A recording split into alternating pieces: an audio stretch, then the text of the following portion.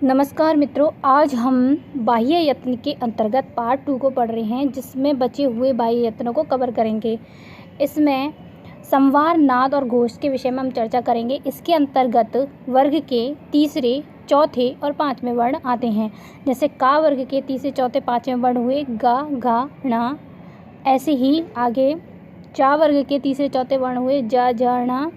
टा के डा, ढ, ण। ता के दा, ध, न। और पा के ब, भ, म। अंतस्थ वर्ण भी इसके अंतर्गत आते हैं, जो हैं य, र, ल, व। ये सभी संवार और नाद और घोष, इन तीनों बाह्य यत्न के अंतर्गत आने वाले वर्ण हैं।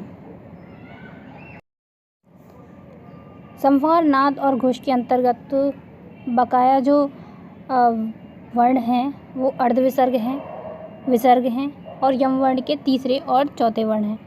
अर्धविसर्ग जीवामूलीय और उपमध्यमानीय को कहा गया है।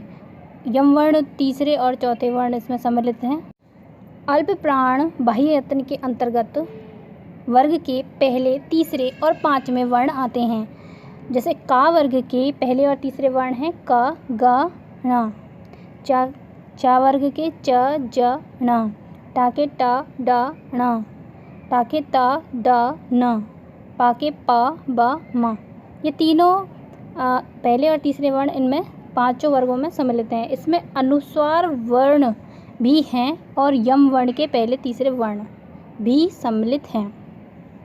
महाप्राण बाह्य यत्न के अंतर्गत वर्ग के दूसरे व चौथे वर्ण को सम्मिलित किया गया है। जैसे का वर्ग के दूसरे और चौथे वर्ण हैं ख, ग। चा के छ, ज। टा के ठ, ढ।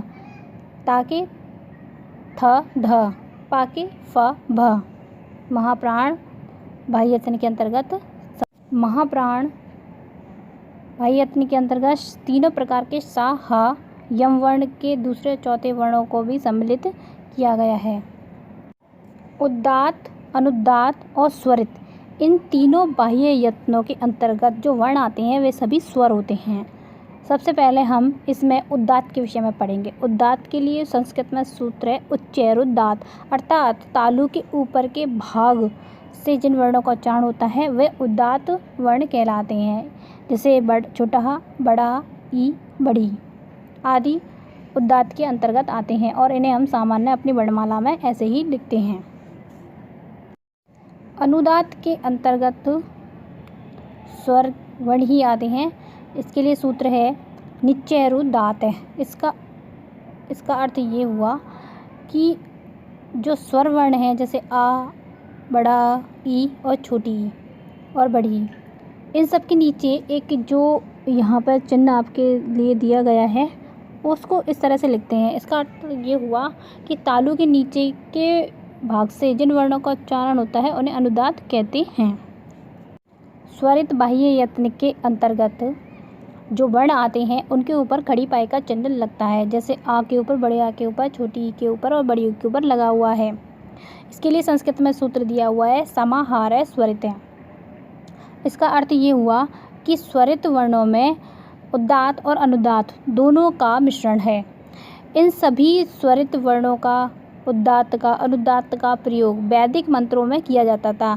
इनसे ये पता चलता था कि कौन सा वर्ण का उच्चारण तालु के ऊपर के भाग से है, नीचे के भाग से है या स्वरित वर्ण। बाह्य यत्नों के लिए एक जो निष्कर्ष निकल के आता है वो कुछ इस प्रकार है कि प्रत्येक व्यंजन का एक आंतरिक और 4 बाह्य यत्न होते हैं। प्रत्येक स्वर का एक आंतरिक और 3 बाह्य यत्न होते हैं। आगे हम उदात्त, अनुदात्त और स्वरित इनको और विस्तार से जानेंगे और साथ ही अनुनासिक वर्णों को भी विस्तार से जानेंगे। आप इसी तरह हमारा चैनल जो संस्कृत के लिए समर्पित है उसे मोटिवेट करने के लिए हमें कमेंट्स करते रहिए, लाइक करते रहिए। नमस्कार, धन्यवाद।